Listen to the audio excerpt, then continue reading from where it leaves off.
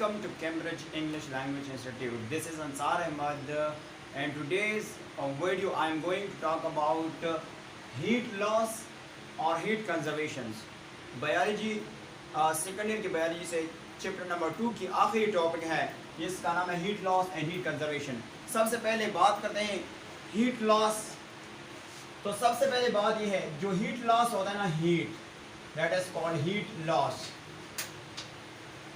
ये general body surface से मुख्तलिफ तरीक़ों से हीट लॉस होता है। सबसे पहला है radiation, that is called radiation, that is called radiation होता है। दूसरा है कन्वेक्शन, कन्वेक्शन होता है। और तीसरा है कंडक्शन होता है, दैट इज कॉल्ड कंडक्शन होता है। इसको हम क्या नाम देंगे? कंडक्शन। इन तीनों में क्या फ़र्क है? सबसे पहले बात करते हैं रेडिएशन। रेडिएशन कौन सी प्रोसेस को कहते हैं? इससे मुराद होते हैं emission of energy as a electromagnetic waves. और अगर हम दूसरे बात करें कन्वेक्शन किसको कहते हैं? कन्वेक्शन से मुराद होता है transfer of heat by heating liquid और व्हाट लिक्विड। और वो किस तरह कि हम कहते हैं कि transfer of heating by heating liquid is known as what? Is known as convection.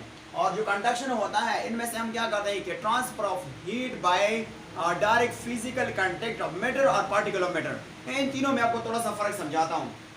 For example ये हमारे पास एक बीकर है और इनमें से यहाँ पे क्या है? वाटर है। तो आपको पता है सबसे पहले ये वाटर के मॉलिक्यूल गर्म हो जाएगा, फिर ये गर्म हो जाएगा, फिर ये, और इस तरह पानी है या मिल्क में ये इस तरह गर्म हो जाते हैं। अगर मैं एक आयरन ले लूँ, जिसको आयरन कहते हैं, मेटल रॉड, तो इनमें से सॉलिड पार्टिकल पहले ये गर्म, पहले इस तरह ये गर्म होते जाएगा हीट जो है वो ट्रांसफर हो जाएगा। हीट क्या होगा? ट्रांसफर हो जाएगा। अब बात करते हैं कि इन तीनों में बॉडी से जो ज़्यादा हीट लॉस होता है इसमें रेडिएशन। रेडिएशन में जो टोटल हीट लॉस होता है ना वो 50% होता है। वो कितना होता है? 50% हीट जो है वो लॉस होता है। अगर आप टोटल ले लें तो इसमें क्या होता है? 50% हीट लॉस जो है इससे होता है। अब एक और फिनोमेना है जिसको वेजो डायलेशन कहते हैं, जिसका नाम है vasodilation, that is called dilation कहते हैं। वेजो डायलेशन क्या होता है? वेजल्स का मतलब होता है वेजल्स, इसका मतलब है वेजल नालियां कहते हैं। और डायलेट का मतलब है डायलेट्स। डायलेट्स कहते हैं वाइडर होना। डायलेट्स कहते हैं हमारे एपिडर्मिस के अंदर कौन सा चीज मौजूद है? आर्टरियोल मौजूद होता है। कौन सा चीज मौजूद है? आर्टरियोल मौजूद होता है, दैट इज कॉल्ड आर्टरियोल। तो आर्टरियोल क्या करेगा? इसकी तरफ जो है ये अंडर एपिडर्मिस मौजूद है, इसकी तरफ मोर ब्लड फ्लो हो जाएगा, मोर ब्लड फ्लो हो जाएगा, ब्लड फ्लो ज्यादा हो जाएगा। जब ब्लड फ्लो ज्यादा होगा तो हीट लॉस हो जाएगा किसके जरिए? थ्रू एपिडर्मिस के जरिए।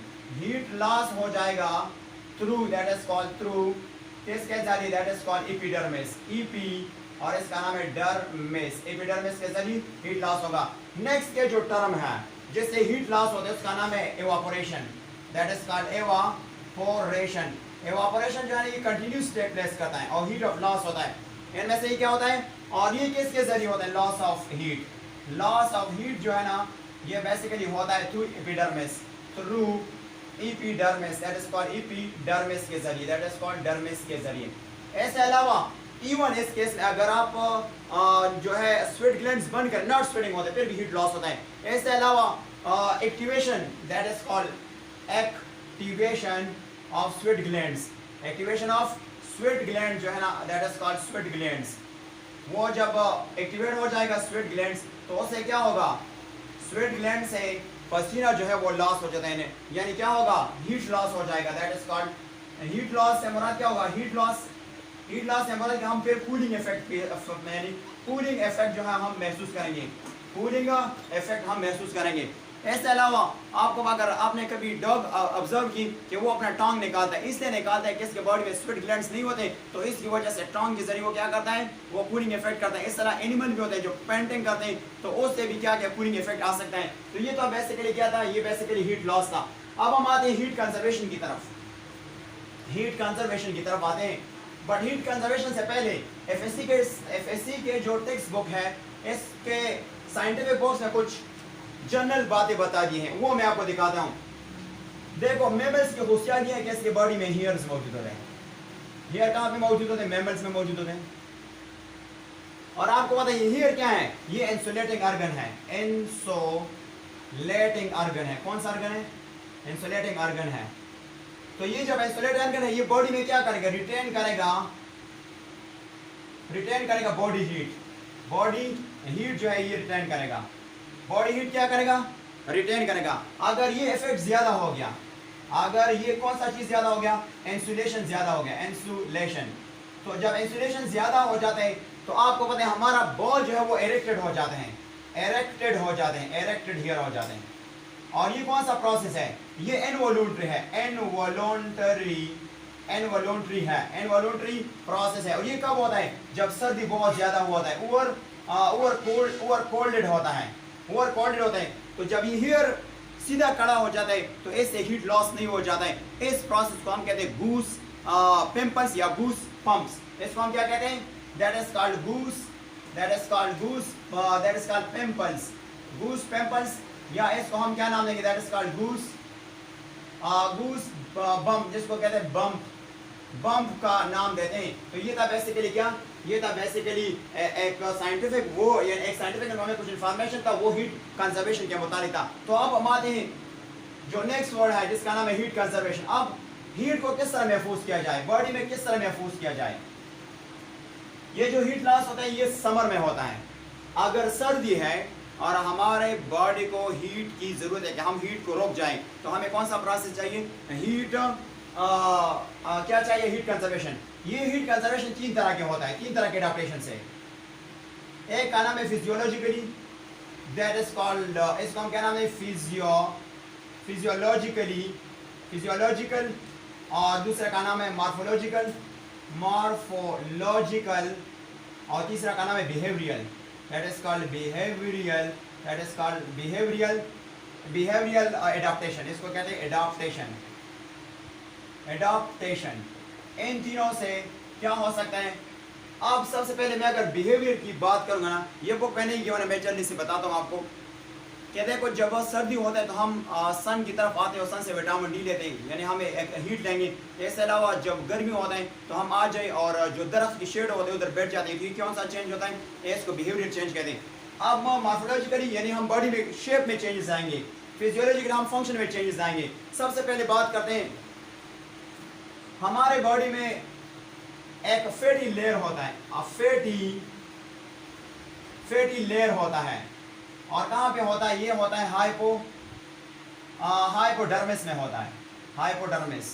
और आपको पता है ये हीट को ट्रैप करता है। फॉर एग्जांपल मैं देता हूँ, ये हमारा स्किन है, ये हमारा क्या है, स्किन है। अगर मैं देख यहाँ से तो सबसे पहला यहाँ पे फैट लेयर होते हैं और इसको हम क्या नाम देंगे, दैट इज कॉल्ड हाइपोडर्मिस। और अगर दूसरा देखें इसका नाम है डर्मिस, इसका नाम क्या है, डर्मिस, ये वाला। और ये एपिडर्मिस है।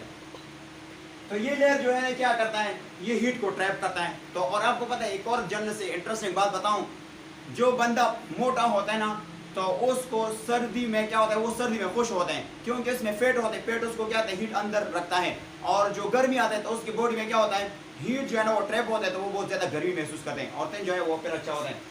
अच्छा, एक तो ये बात हो गया कि इसी तरह करते हैं। दूसरा एक प्रोसेस है कि इसमें वाइटल ऑर्गन्स होते हैं, वाइटल इंपॉर्टेंट ऑर्गन्स होते हैं। मैं इस ऑर्गन्स के नाम बता सकता हूँ कि किडनी है, इसके अलावा लंग्स है, इसके अलावा हार्ट है, HART, हार्ट। तो इसके ऊपर फैट्स होते हैं, क्या होते हैं, फैटी टिश्यू होते हैं, फैटी टिश्यू होता है। ये क्या करता है, ये भी हीट को क्या करता है, ट्रैप करता है। इसके अलावा एक और बात ये कि इस यहाँ पे वेसो क्या होगा, वेसो कंस्ट्रक्शन हो जाएगा। कौन सा होगा, वेसो कंस्ट्रक्शन की मैं बात करता हूँ यहाँ पे। वेसो कंस्ट्रक्शन हो जाएगा, कंस्ट्रक्शन यानी वेजल्स कहते हैं, वेजल्स नालियां, और कंस्ट्रक्शन कहते हैं यानी नैरो होना, कंस्ट्रक्शन हो जाएगा। जो आर्टरियोल है तो इसकी कंस्ट्रक्शन हो जाएगा, कंस्ट्रक्शन हो जाएगा। और कहाँ तक, below the epidermis, under the epidermis. तो उधर आपको पता है जो वो सरफेस एरिया होगा, फॉर एग्जांपल बिलो एपिडर्मिस होगा, बिलो एपिडर्मिस। तो यहाँ पे ब्लड फ्लो की सप्लाई क्या हो जाएगा, अगर आप वो पहले देखें तो उसमें ब्लड फ्लो की सप्लाई तेज हो जाता है, इधर ब्लड फ्लो यानी ब्लड फ्लो की सप्लाई जो होगा ब्लड फ्लो वो स्लो हो जाएगा, रुक जाएगा, यानी उसको कहते हैं स्लो हो जाना। जब स्लो हो जाए तो उससे हीट जो है वो लॉस नहीं होता, हीट जो है वो कंजर्व हो जाएगा, कंजर्व जो है वो हीट कंजर्व हो जाएगा। क्या हो जाएगा? हीट जो है वो कंजर्व हो जाएगा। इसके अलावा एक जनरल बात ये है कि ह्यूमन की बॉडी पे हेयर होते हैं, और ये ऐसा नहीं है कि जो हेयर होता है ये ओनली जो है हमें यानी कहता है ये रेस्ट्रिक्टेड टू ह्यूमंस होता है, ये बेसिकली अदर मैमल्स में भी मौजूद होता है। और इसके अलावा अगर हम एक और पॉइंट करेंगे कि देखो हमारा जो स्किन मैंने अभी जो डिस्कस किया था, इनमें से ये आपके पास हाइपोडर्मिस हो गया, डर्मिस हो गया, एपिडर्मिस हो गया। इसके एक यानी ये आपके पास हेयर होता है, हेयर, तो हेयर के यहाँ पे फॉलिकल होते हैं, यहाँ पे क्या होता है? फॉलिकल, हेयर फॉलिकल जिसको कहा जाता है, फॉलिकल होता है, फॉलिकल के साथ यहाँ पे एक मसल्स होता है जिसको कहते हैं मसल एरेक्टर, ये एरेक्टर मसल होता है, एरेक्टर मसल्स होता है। और आपको पता है ये मसल क्या करता है, जब ये मसल कंट्रैक्ट हो जाता है ना तो हमारा जो हेयर होता है वो एरेक्ट हो जाता है, एरेक्ट, और जब एरेक्ट होता है तो वो क्या करता है? हीट कंजर्व करता है, दैट इज कॉल्ड कंजर्व करता है। तो ये था बेसिकली क्या